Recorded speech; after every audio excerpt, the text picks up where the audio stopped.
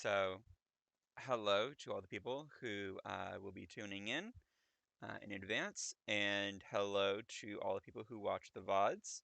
Welcome back to the Weekly Book Club. Um, After a small upset from last week, we have decided that 4 chapters, not really doable, with how much we love discussing this book. Um, So we are gonna rock'em sock'em robots and move right along, picking up where we left off with chapters 24 through 26, Archer, Wake, and Seek in Practical Guide to Evil. Um, so yeah, I think this, I mean,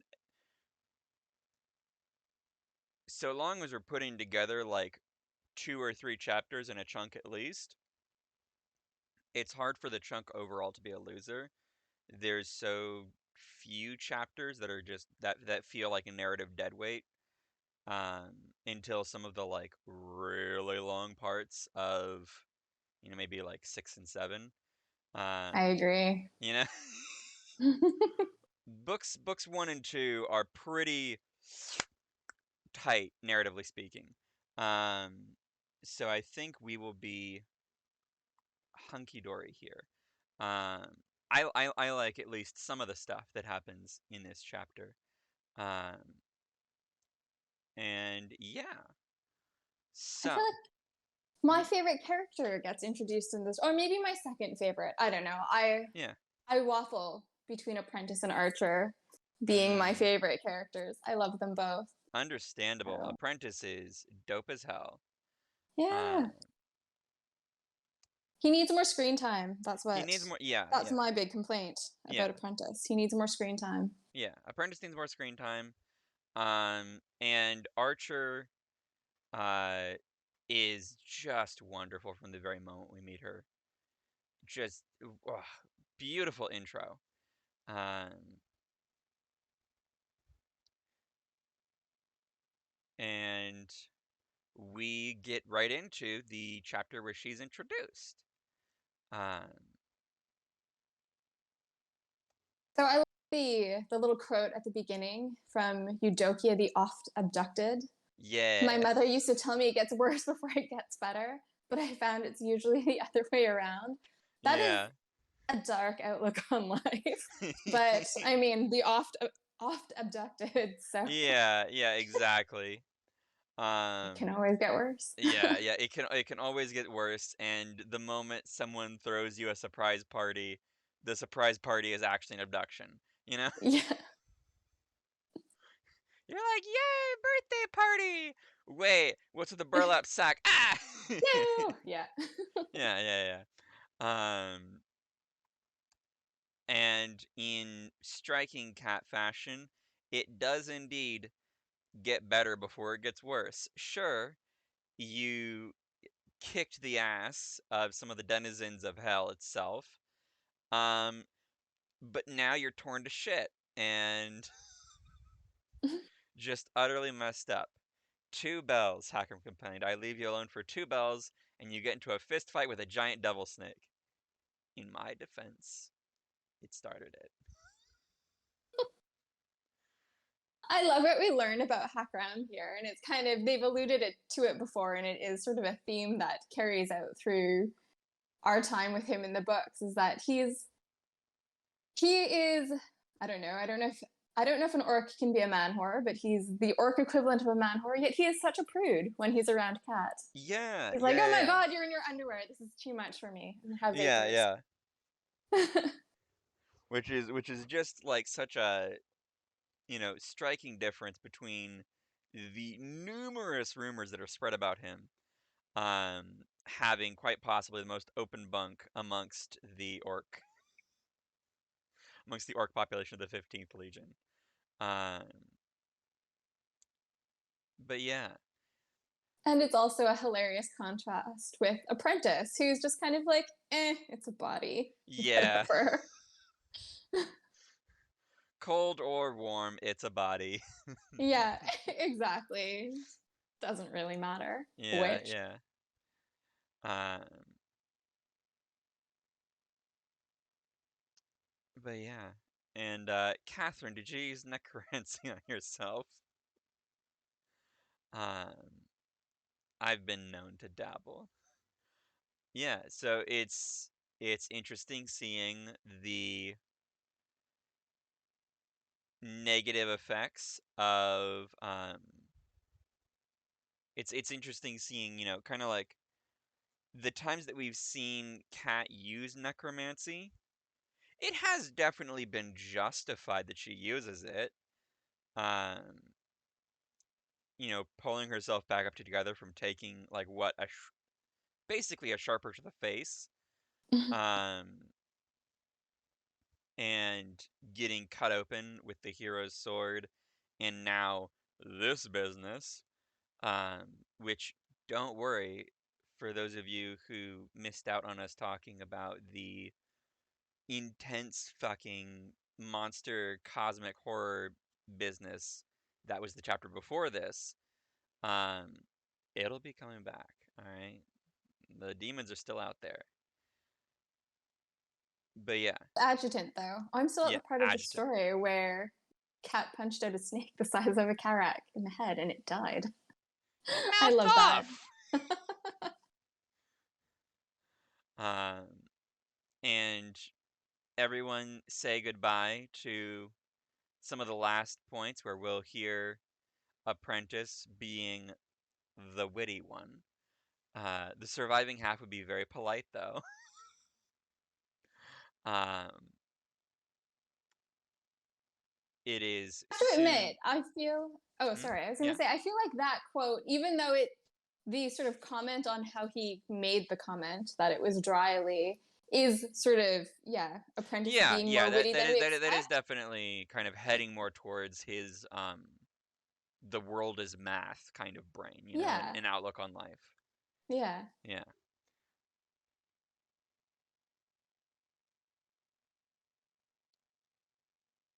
And then I also really like the part that's just a little bit underneath where we get a little bit more name lore. Apprentice Mm-mm-mm. telling us that Squire isn't fundamentally a villainous name. It can also lead to being the White Knight. But then Yeah. Huck Graham says, necromancy is a bit of a hint that this isn't heading into White Knight territory. And then even beyond that, there's nothing inherently villainous about necromancy, adjutant, Yeah, or any kind of just magic for cultural that matter. taboos. Cultural taboos. Uh, and then, hey, when angels say "be not afraid," they're saying it for a real reason because angels are terrifying. Um,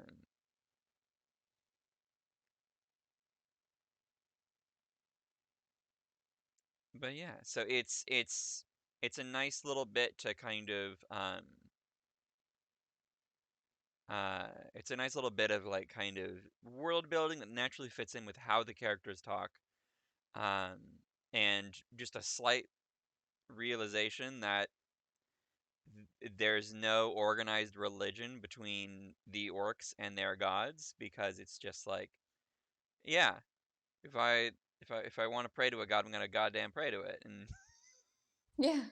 yeah, um, Seems like Praeus, which I think maybe the book gets into a little bit later in sort of a mm. more organized way, but that Praeus itself doesn't really have an organized It doesn't particularly have like a religion either. church, yeah, Yeah, sort of the gods below, sort of, take whatever nasty yeah, things you toss their way as prayers and uh, offerings. yeah.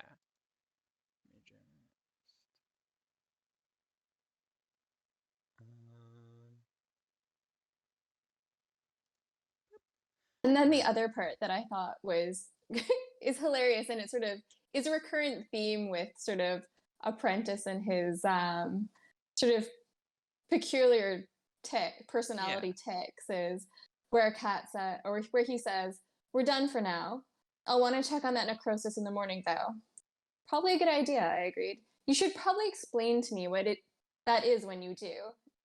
yeah, I could see in his eyes that he knew I was yanking his chain, prompting a grin on my part. but he was already puffing up like an angry, pedantic peacock when someone rapped their knuckles against the door.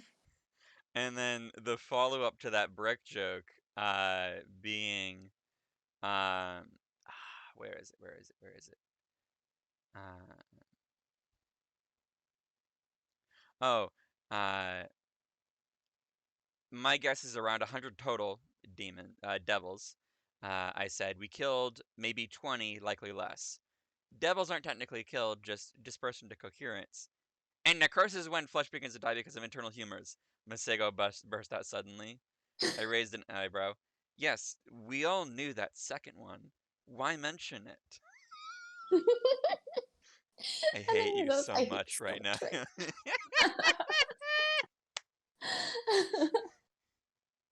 Oh man, just wonderful. And then also, the fact that that particular tick might be aspect driven, which is, one of the more dangerous parts of kind of name lore, particularly for villains, um, is leaning too hard into your name and having your name end up screwing you because the villain loses, you know?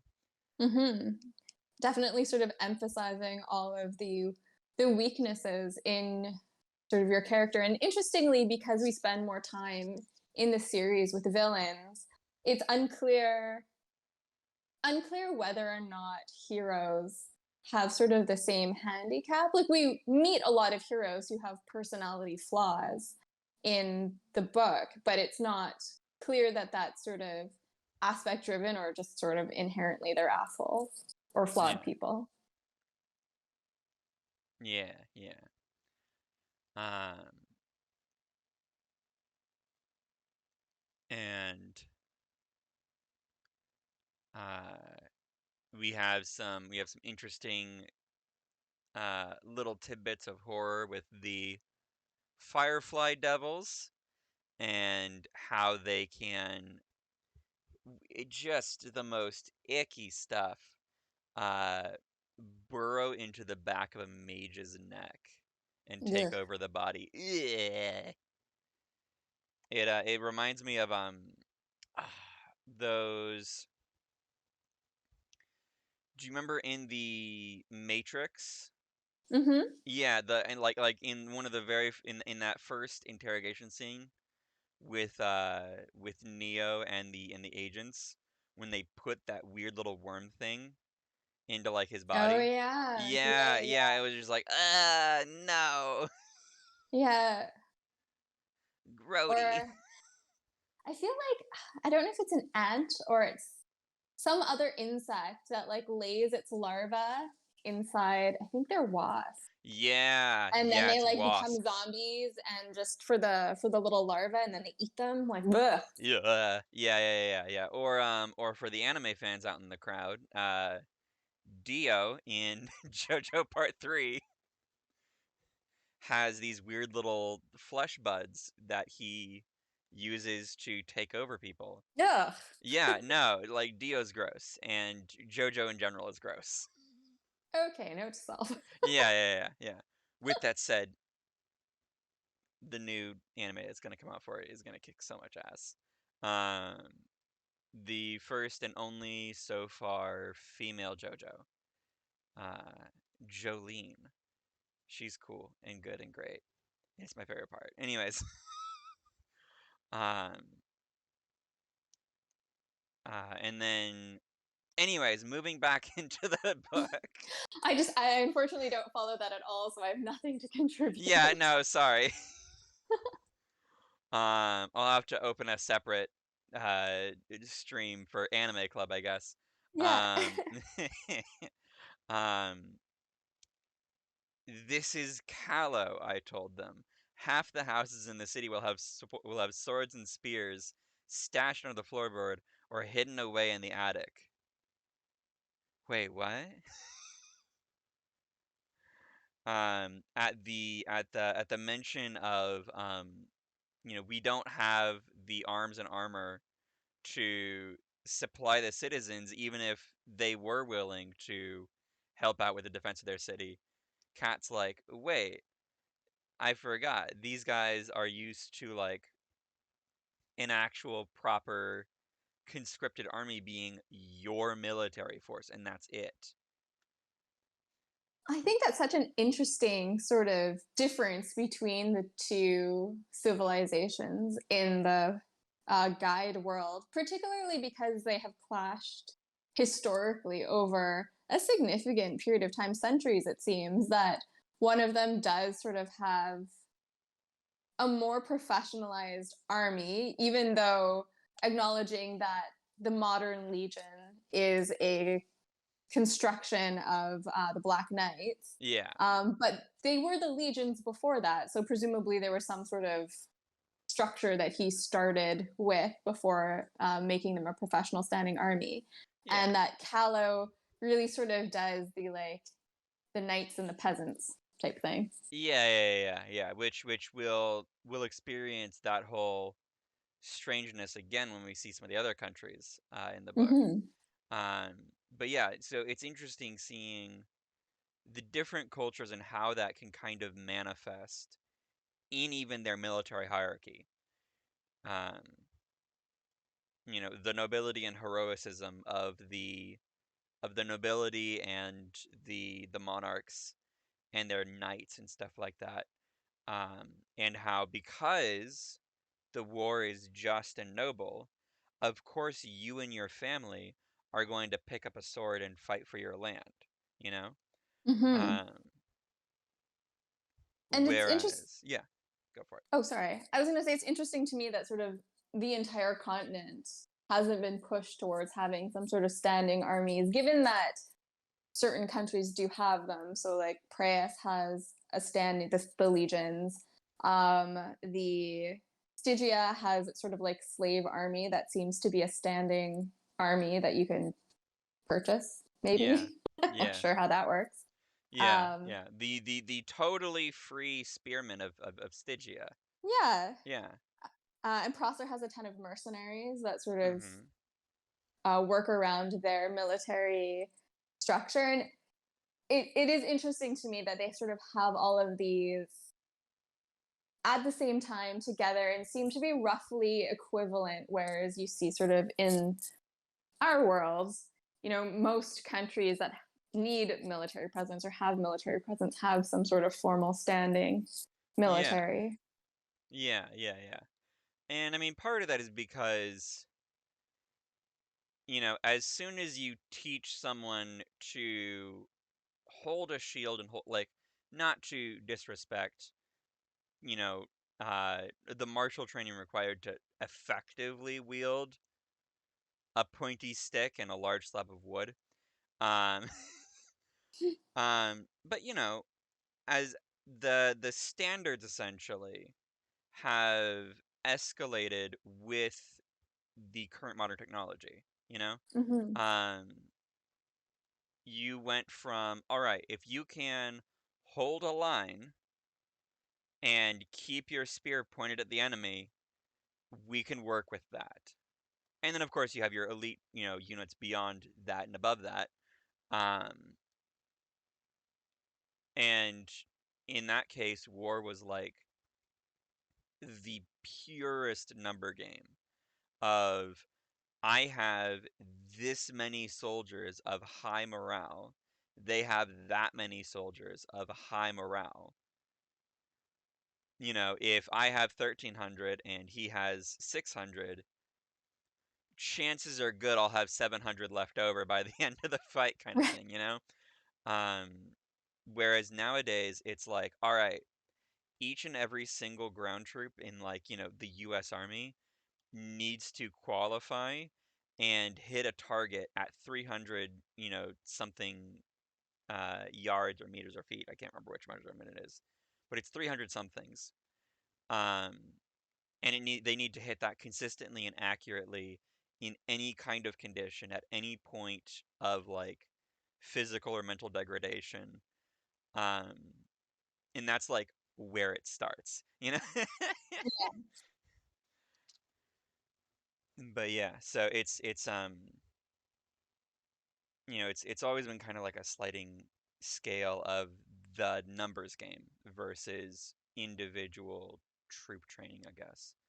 Um, I'm not a war historian or historian of any kind, so if people have different stuff that can override that particular narrative I got going on in my brain, feel free to send it my way. I love to learn.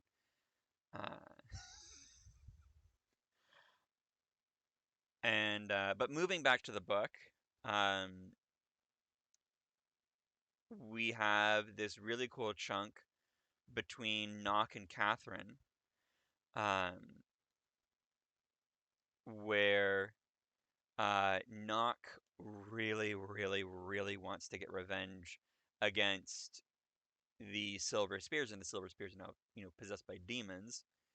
So, in a super critical battle, Nock is making a semi-selfish claim to be put on the front lines.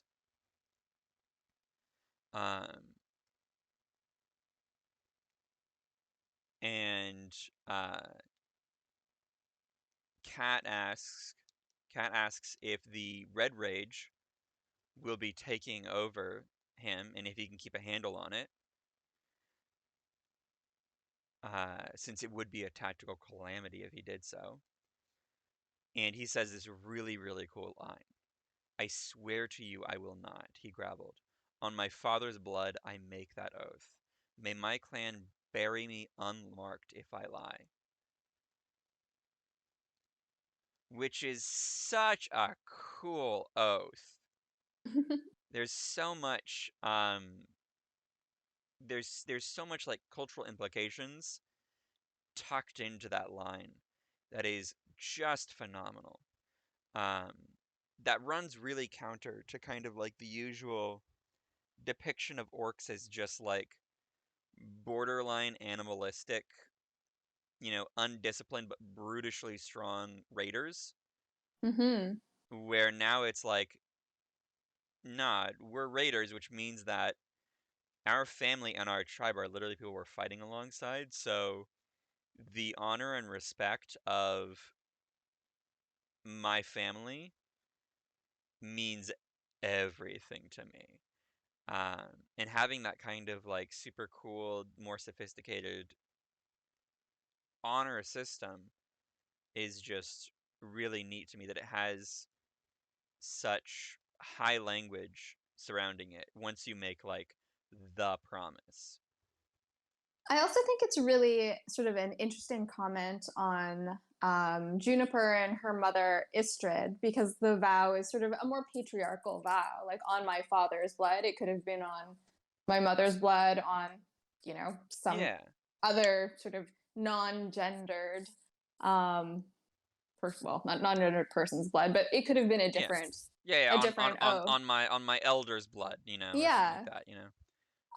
and so I think that that also, even though this is about Nock, it sort Mhm. of says an interesting thing too about how unique Juniper and her mother are, sort of like in the structure of the clans. And I think throughout the rest of the book, we sort of meet probably an equal number of male and female orcs, and we don't actually get to see more of their culture until quite late Yeah. in the series. But they always sort of do talk about how Istrid and Juniper are like these sort of unique members of the Legion and unique examples of orcish culture. And I think that this is sort of an interesting lens on that, in like what is a line that's not about them at all. Yeah, yeah, yeah. Pretty much, the information we get up until much later in the series is so scant on like orc culture that anything that does sends like major ripples across our understanding of all the orc characters. Mm-hmm. Which is, yeah, that's a really good point. Wonderful. Yeah. I hadn't thought about it like that, but I love that you brought that up. Thank you. No problem. That's why I'm here. Yeah. Um, but yeah, and then we have Then we have one of my other favorites. apprentice lines. So, Yes. um, apprentice needs to set up a ritual, and he says, "What Oh Cat's yeah. asking to cover the entire city." He's like, "That's insane, yes, but not impossible." Yeah. Takram says, "I didn't think that you had that kind of juice in you," sounding a little surprised. "I don't," the mage replied. "I can't think of a practitioner who would, save perhaps a dead king." Interesting foreshadowing. But Hmm. warding isn't about the power you can provide, it's about what you can accumulate. The whole point of ritualistic magic is that the impetus doesn't come from the caster's personal strength. I grimaced. This was going to end up being a blood magic thing, wasn't it? "We're not bleeding people, apprentice," I stated. "We're not." Yeah. Your sound is cutting out for some reason. Uh-oh.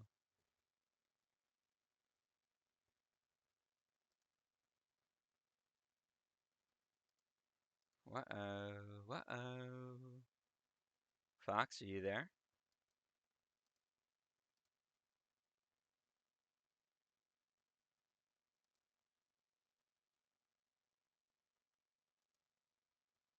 Uh,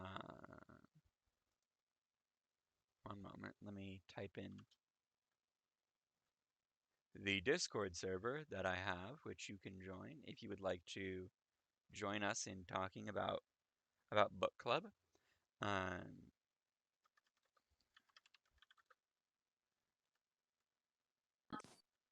there you are. Sorry. Hello. I did not hear like the Okay. past maybe you cut out at "We're not bleeding people, apprentice." I stated we're not that desperate. Oh, okay. Well, then I read Yeah. the rest of it. Yeah, Sorry, my yeah, phone started to ring, and I was like, "What's happening?" Um, yeah. but then we got to my favorite line. He blinked, then looked offended. "I'm not a hack, Catherine. I don't need sacrifices to brute force my way into higher arcana," he snapped. Yeah, I just love that. He's just so like, "I would, but I don't need to." yeah. Can you imagine someone just just straight up like they're like Eris and the rest of the noble-born Praesi are nowhere in the room, and all of them must have felt slapped, you know? Just wonderful. Uh, it that is the kind of put down that I love from Apprentice later in the series, where he's not Yeah. even like meaning to offend anyone. He's just stating that you're a bad sorcerer and you should feel bad because it's just a fact, you know? Yeah, exactly. Like all of the quips and sassy backtalk he has about people who don't use his particular like coding language, sorry, method of sorcery, you know? Yeah. Um yeah. Anyways, really great stuff. Just chef kiss. And then we get to title drop. A woman dressed in fine white chainmail, going down to her knees in a skirt. Um, but yeah, on her back there was a quiver and an almost absurd and on her back there was a quiver and almost absurdly large longbow strapped. Okay, yeah, cool, yeah. But the weapon she had out was the long knife in her hand. Um, and just immediately, uh, Kicks everybody's ass. oh, just absolutely clowns on everybody here, which is impressive considering that it includes two named. Sure, they're junior level, adjutant and apprentice both, but Yeah. um, you know, uh, but yeah. Stop casting the web of lightning, love, she spoke in perfect Laura Miatzen. We're done here. Are we? I said calmly.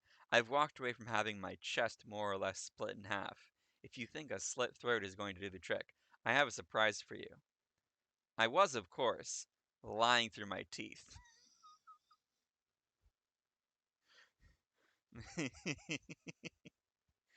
Just one of those perfect, like, kind of, I love the moments of comedy that really remind me of, like a John Mulaney bit. Hmm.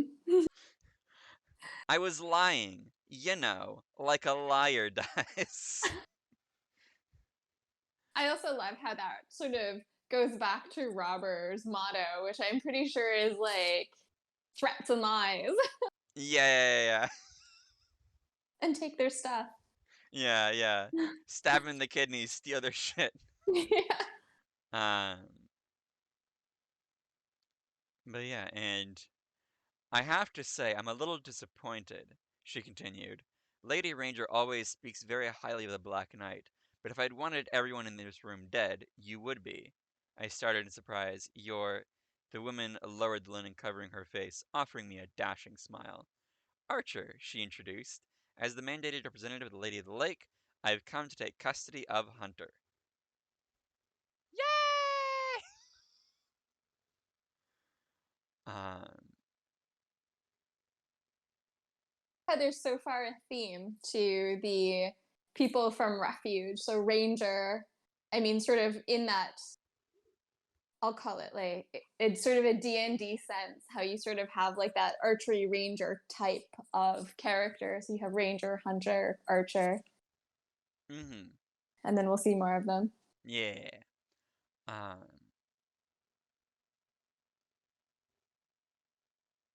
All right, next yeah. chapter. In the next chapter, 25, Wake. Uh, let's go ahead and skip the opening shot except for the quick line of Archer, I replied. Is that Arog in your cup? It's Noon and Asher, she explained easily. Masego frowned. No, it isn't. It's an It's an expression, ex- love. An inaccurate one. uh, um, and then I'm also just delighted that Hunter is called Tinkles. yeah, he's That called aside, Tinkles. I suppose we should get around to checking on Tinkles. Shall we proceed? I was about to agree when I processed what you just said. Tinkles?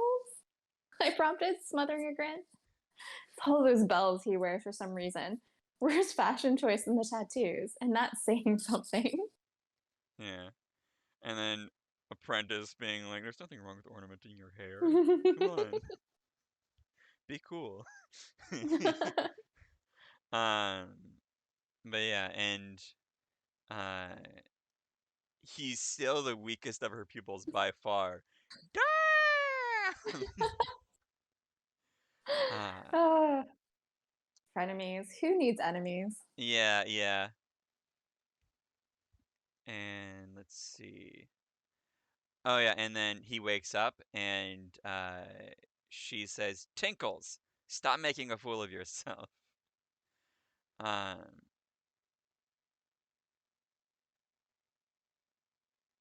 he's not getting out of those before I have an oath he's not going to fight me and mine, I stated flatly.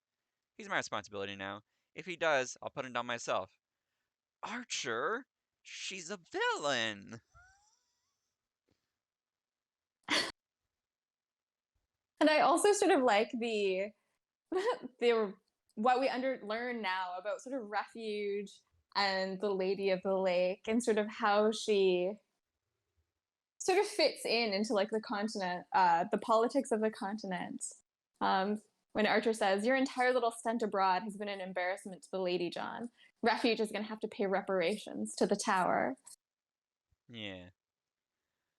And it's just it it is interesting to sort of understand that like refuge is is a polity in and of Mm-hmm. itself that sort of has these or has this presence on like the political world stage, and it's run by Ranger, and sort of later Yeah. on we find out how that it's not sort of like a country, it's a town, Yeah, yeah. a camp. It's like the Calurnia version of what's that Sealand? You know, like the oil derrick someone said like hey, this is a country now, and there's like 5 people living there or something like that, you know. Yeah. Um, but yeah, and it says something, and it's kind of implied here. Um, you know what I do care about? Following refuge's only law. Remember what that law is, Hunter? The hero looked mulish. I asked you a question. What is that law, Hunter? Whatever the lady says goes. And what did Lady Ranger say about the Empire? Here there be monsters. Leave it alone. Um, just interesting thing that like it's kind of giving the foreshadowing of like the solo power of Ranger is Mm-hmm. not only what lets there be only one law, especially one so like completely capricious. Yeah, do what I want Yeah, do what I or want. die. Yeah. um, but that nobody else fucks with them, despite the fact that they're not like a unified community, you know? Mm-hmm. Like Archer's just here.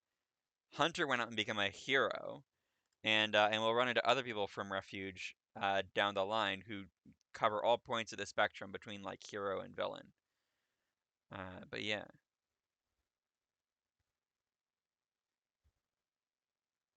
uh, And then just because I always wish that there was an opportunity in life to say something truly cutting, which there really isn't in my life because yeah, up in Canada we're very polite.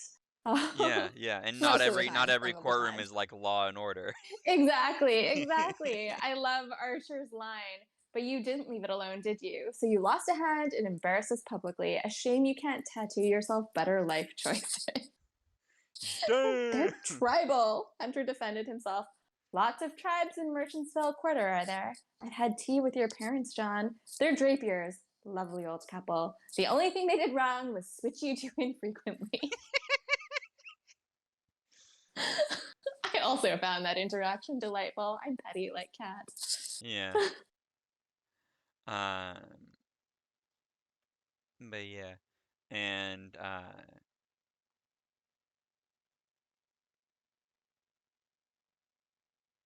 it was, and let's see, is there anything else particular? Um, Cat, negotiates with Archer to stay and like help with the defense of Marchford because holy shit, Marchford's fucked. Um, I think we learned some more really interesting name lore sort of in that interchange between Cat and Archer, where we understand that Hunter is a hero and he can kill the demon, and Archer has to admit, I'm not sure I could kill a demon, and Cat says, "You're a villain. I assumed otherwise. Not all roles are so clear cut." Cat says, like, well, that explains everything. But yeah, it is an interesting insight into the fact that sort of there so far in the series we've sort of met villains, mostly pricey villains, who sort of ascribe to like that old school fire and brimstone flying fortress villainy. And then you sort of understand that the calamities kind of like backed off, but they're still bad. I mean, like, yeah, they don't do good things. yeah, They are monsters. yeah, Um, and then you get someone like Archer, who seems to sort of live in a bit more of a gray zone. Like, not that she couldn't kill a whole bunch of people, like, she clearly has the skills to do so, but she doesn't sort of have like a list of atrocities to her name. And even Lady Ranger, knowing that she was a calamity and sort of took part in sort of the entire conquest, she seems to exist in a bit more of a neutral space at yeah, Refuge. yeah. Uh,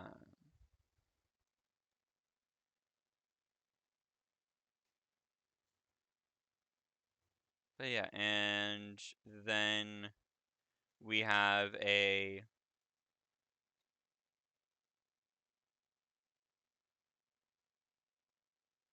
a little bit of pre-planning.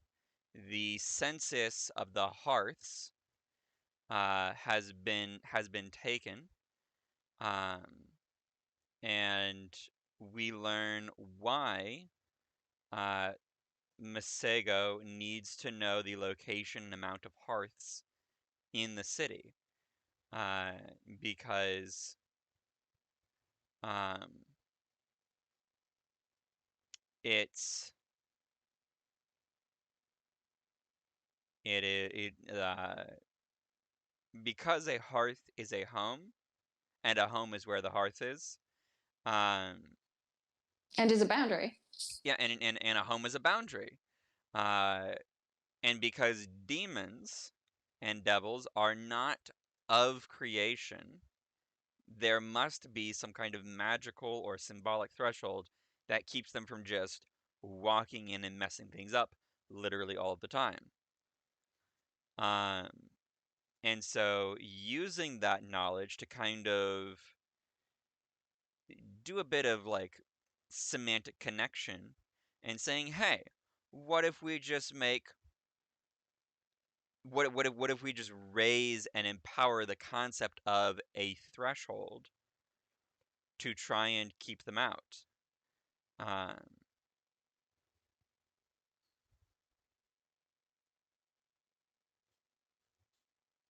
Interesting when they talk about it. Apprentice is so matter of fact. He's like, I run the numbers. Like, we'll need about 24 hearts. I think that should be good. We'll need a dozen mages. And you're like, okay. Like, this is sort of like everyday stuff. And then Hakram says, like, if the ritual collapses, what happens to the magic that was in the ritual?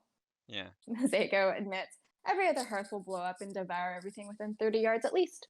Could have made this more stable with more time, but slapping together a ritual at the last moment always carries certain issues. Just like, Yeah. man, not a big deal. Don't worry about Eh. it. Sure, we'll be losing 360, square meters of this already really unfortunate town. Yeah, no big deal. Don't worry about Yeah. it. It's a Uh, risk. yeah. Um, and then we get to the last part of this chapter, which is Cat saying, "Hey, so aspects come in three, and I only have two." You know?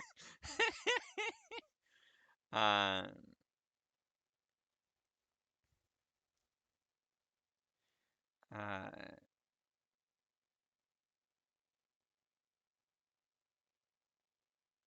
if we tread carefully now, uh,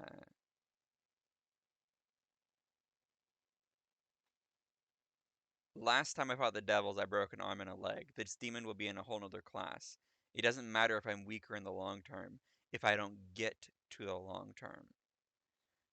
Because she's requesting Masego to trigger the epiphany early that will um, give her her third aspect instead of waiting for it to come naturally from some point. Um, And then another amazing insight into just how dramatic the Black Knight is. yeah. Mazego sighs. Fine. I know you don't have a sword, I said, so you can use mine. He blinked. A sword? Why would I need that? To stab me? I spoke hesitantly.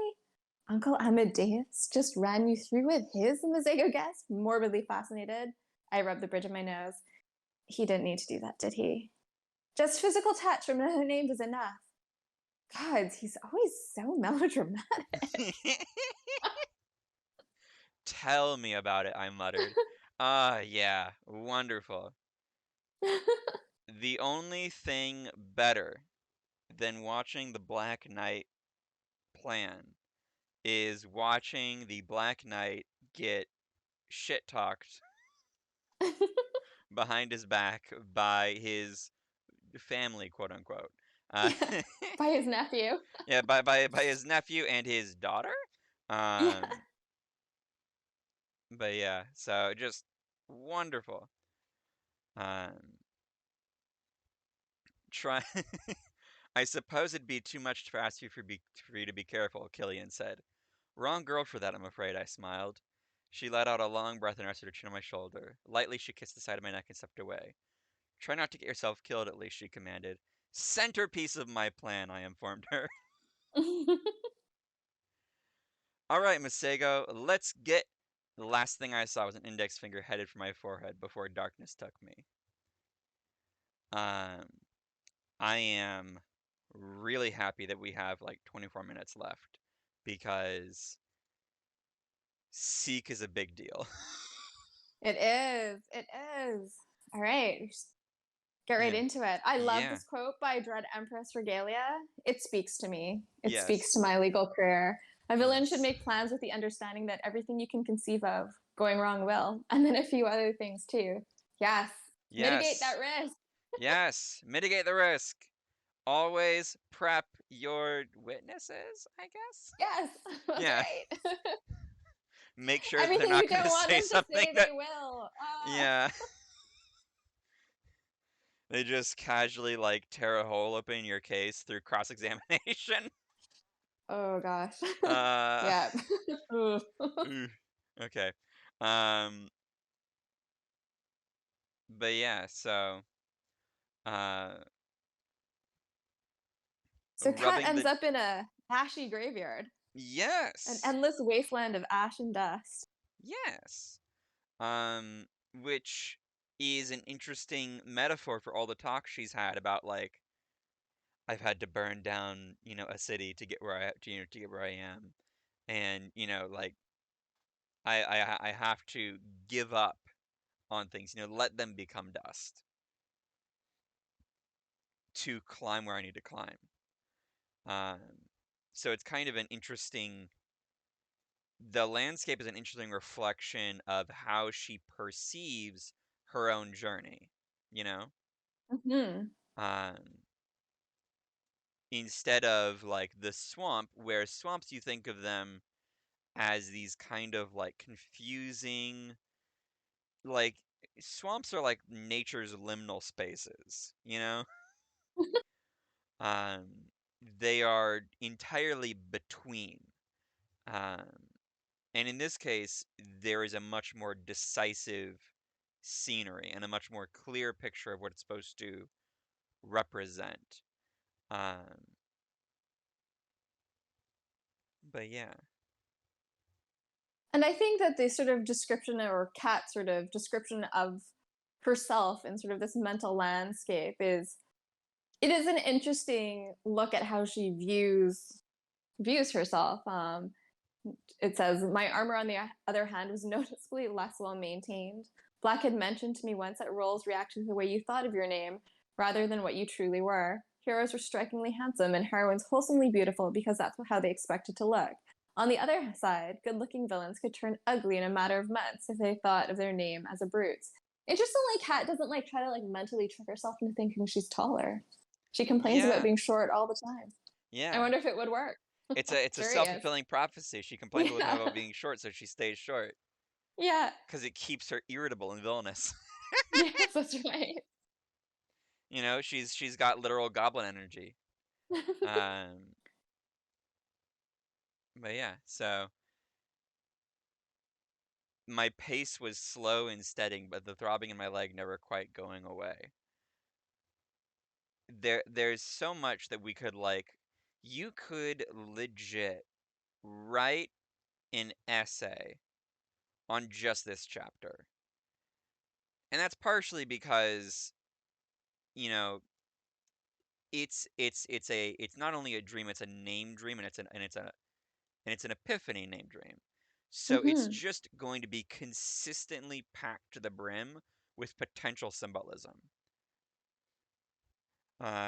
So just like, everything here is a reflection of Kat's own view of both herself, her future, her past, everything. My pace was slow but steady, the throbbing of my leg never quite going away. So, we could easily look at this and say, yeah, Kat has a self-image that she's going to keep moving forward, despite the fact that her path is going to be one that even she thinks is going to be one of like chronic pain. Yeah. She will never not struggle, which, makes it even clearer perhaps why that was her first aspect. Instead of learn. At least I think so. Ye Yeah. yeah, yeah, Yeah. yeah, I think so. yeah. I'd have to go back and look. Yeah, because I remember her complaining a lot about all the reading she had to do, um, just to like start being the squire, and then afterwards, she was just learning, you know. Um, so maybe not. I don't know. Also get some really interesting sort of demonology, but sort of demonology through an unreliable narrator, as Kat admits sort of in the next paragraph, um, that demons were not supposed to be thinking creatures, not the way mortals and older devils were. They could mimic speech, the way the thing that served as a tower gatekeeper had, but it was only upper mimicry. And I think it's interesting that she sort of, we're learning this through Kat, but you know she's sort of saying like, that's what unmasks them in stories. We're not sort of getting sort of a truly expert understanding of what demons are, as if we were sort of, say, like passengers in Mizago's brain.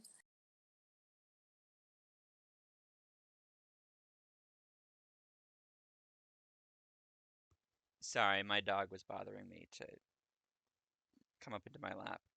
Um, yeah, hi baby. Um, so yeah, and we have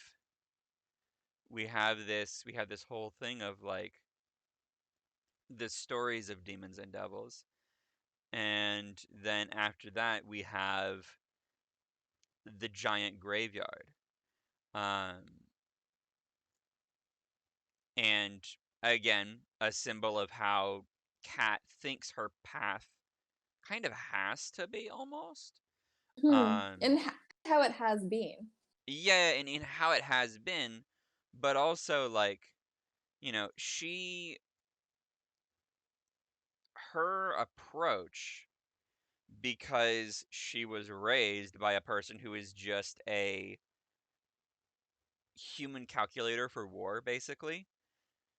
She thinks of herself as having to, pave her road with the bodies of both her enemies and her comrades.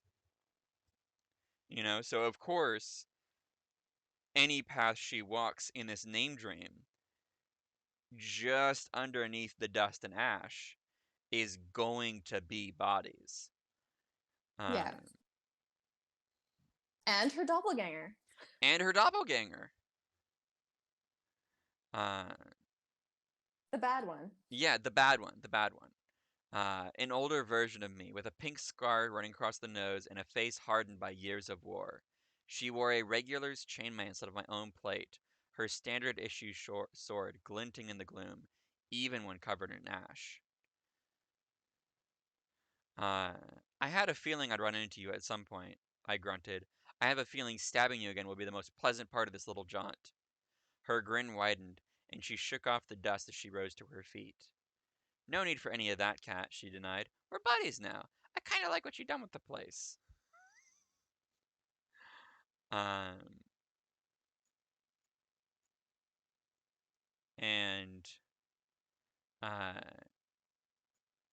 just a perfectly villainous, egomaniacal, um, villain Cat. If Cat was just leaning into all of her traits, because Cat is cocky, but she's not this cocky. And she is cold-hearted, but she's not this cold-hearted. Um,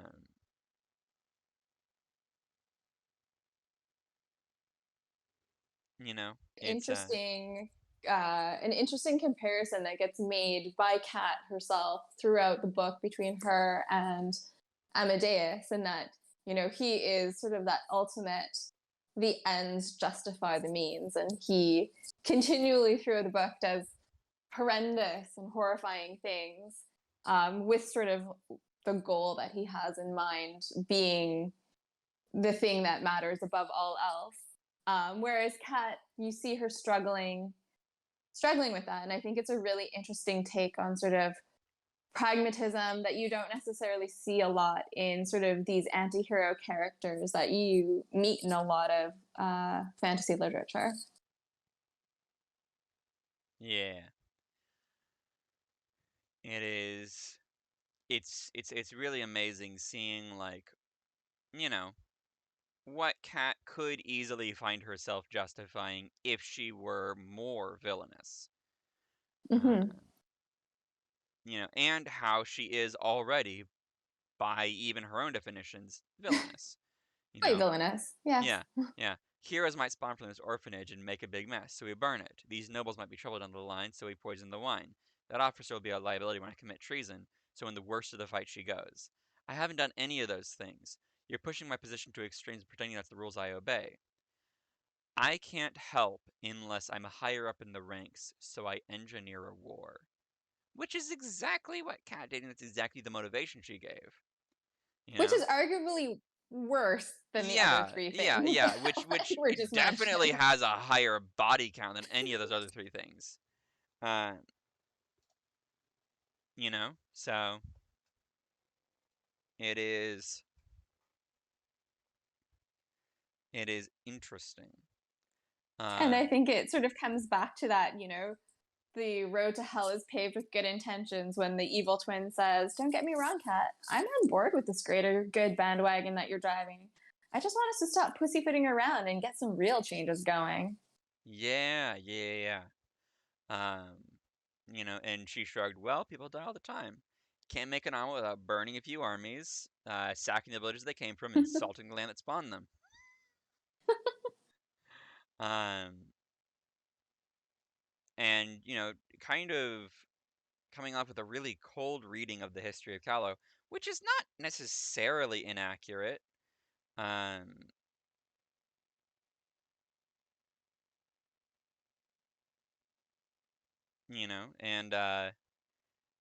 and how like essentially Callow's entire history has been being fought over or fought in because someone else is fighting over something of quote unquote larger importance.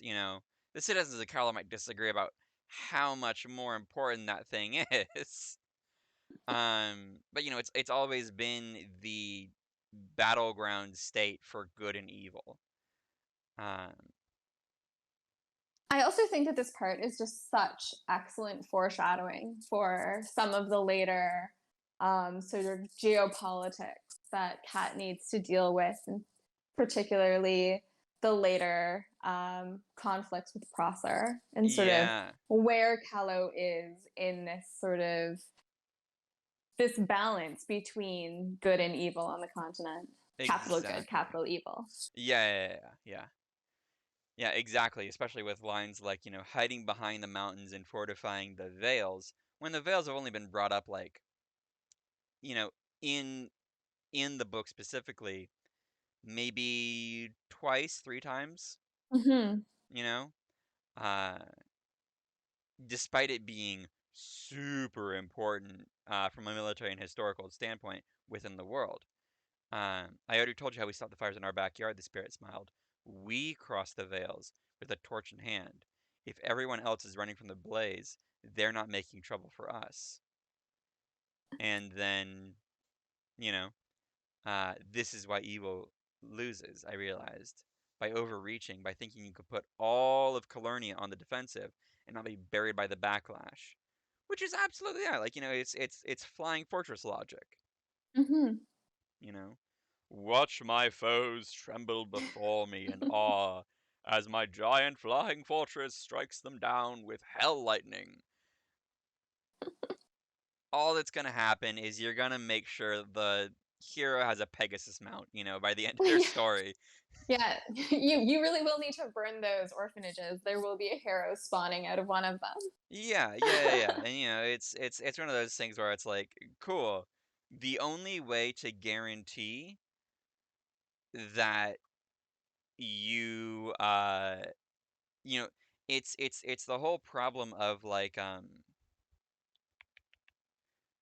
it's the whole problem of the fascist ideology and those kinds of things where it's like the only way you're going to win with that kind of mindset of just keep destroying the enemy is to keep destroying the enemy at every opportunity. And then it's just going to be you and a field of ash as far as the eye can see because you will need to keep having an enemy to keep destroying the enemy. Yeah. And the problem is as soon as you make it a public policy to keep destroying the enemy, everyone's going to see it and be like, "Oh, wait, that's Problematic. evil, and they're going to eventually destroy us." And so that's how you have the Titanomachy come down along with Prosser, along with the Free Cities, along with the Theocracy. You know, Yeah. the entire continent of Calernia jump on your ass and kill you, you know? I mean, Dread Empress Triumphant, may she never return. Yeah, Jennifer's my she never returned. She was the only person that ever got that remotely working. Yeah. Thank God she's the only one. And then we meet Good Twin. And then we meet Good Twin Hi, again. Good Twin. And Good Yeah. Twin tells us some bad news. Yeah, she died of Whoops. natural causes. Is it the name of your sword? Allegedly. Um, there was, to my surprise, if you listen closely, though, you can still hear her spirit whining in the wind. Uh, There was, to my surprise, a noise coming from the tombstone. The breastplate shuddered, then tipped over. A figure emerged, the dramatic gasping of my current company. Once more, an older version of me came into sight, her short hair and once pristine white robes, now marred by ash and dust. A zombie! Quick, kill it before it devours us! You bitch! You buried me alive! No wonder I ended up in my head over. Oh, and, no wonder I ended up in over my head all the time. If this was what the inside of my soul was like. And then Good and Evil Twin inform Kat that unfortunately, the very thing that Mazago warned us about one chapter ago is Mm-hmm. now coming to pass. So those Yes. roosters came home pretty quick. Yeah. Yay. And once again, the demon is disgusting. Holy shit. Yeah. Um. So you know what it is? Lame is what it is. The evil twin muttered. A sign you may not yet be beyond hope. The other one countered. It is seek. What I heard did not come out of the white-robed girl's mouth.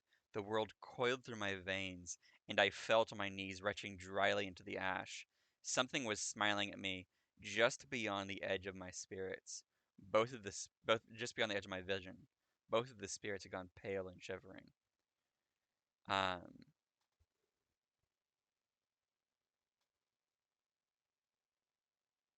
ah, so cool.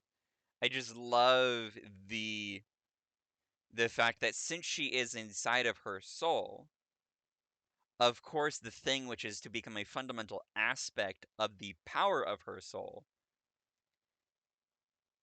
just is earth shattering and goes beyond speech, you know? Like, that's such a cool stylistic choice.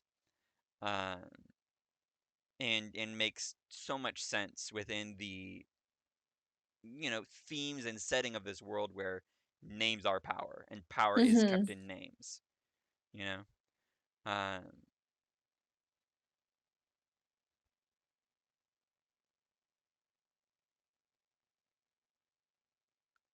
but yeah, um, a cool little quip about uh, Cat nailing Killian. Haha, hee hee, hoo hoo. Um,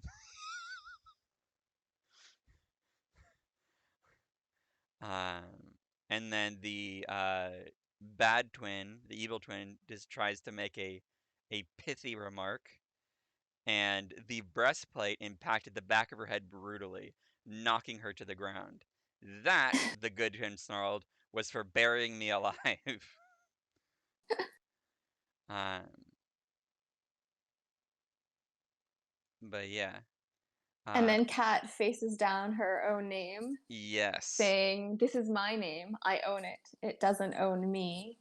And she tells it, she speaks to it and makes it come out.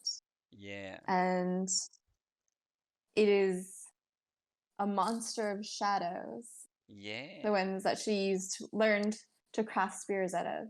It must have been the size of a barn, but it moved with deceptive swiftness, coiling around me in an instant. It opened jaw larger than my head, ivory fangs clicking just in front of my nose to see if I'd flinch. And then I think it's really interesting that its breath was cold, like the bite of the wind in winter. Instead Yeah. of, you'd imagine that a beast like this would have, like, you know, hot, fetid breath. So Yeah. it's Yeah. Yeah. very, Yeah. it's interesting.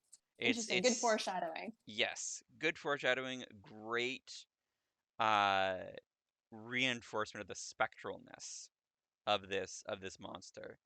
Um and the fact that maybe, if it was hot, if it was hot-blooded, it would of course have hot breath. But maybe this is a way of externalizing how cold-blooded it is. Mm-hmm. Um, it's just interesting. Um, and essentially how the beast puts Cat through a flinch test. And then we see the only thing more horrifying than her name is the demon there. Um, it was not long until we found it. It sat alone on a dune looking at the sky. It looked, I thought, like a child's drawing of a person. Ha! Pink, naked, hairless flesh from its toeless feet to the crown of its head, where I shuddered at what I saw. If it had tentacles or horns, I might have simply thought it a monster and dealt with the fear, but it was neither. Just darkly colored flesh, cut into smaller threads as a sorted parody of hair and perfectly combed. It did not turn when we approached. It did not breathe. The beast howled, and I drew my sword, and only then did I deign to glance in our direction. I wish it hadn't. Oh my god! Such you can you have to ride such a fine fucking edge to get genuinely, like, you have to ride such an edge between evocative and clinical when it comes to describing true monstrosities like this, Mm-hmm. where you leave just enough details out that it forces the brain of the reader to go into overcharge, filling in the blanks. Yeah. And then the next part, its lips were sealed, made of the same fleshy growth, and its nose did not have nostrils. Its eyebrows were nothing more than dark ridges, but the eyes were the worst. Holes in tightened flesh. Empty. Just because you expect things to have a face of Mm-hmm. some sort, like you're forced to imagine the lack of true features. Yeah. That's good. Yeah. That's all I've got. Yeah, yeah, Good. yeah. Especially like the fact that it doesn't give us a whole lot of, like, the only thing it gives us is holes in tightened flesh, empty. And that Mm-hmm. leaves you with a lot of different avenues to go down horror lane, uh to picture how this thing's eyes or lack thereof look. None of which are good, all of which are haunting, All because of which are eyes are fucked horrifying. up, and it's part of that instinctual fear we have because eyes are super super vital to our survival as human beings, and they are super super vulnerable. Ah, um, and uh, this amazing preview we get, and I'll promise you this. We'll wrap this up really quick because I know you have a hard out. um, at a minute ago. Um, but yeah, just the amazing preview we have of Seek and how it becomes this branching pathways of solutions and problems and follow this timeline, follow that timeline, do do do do do do do do.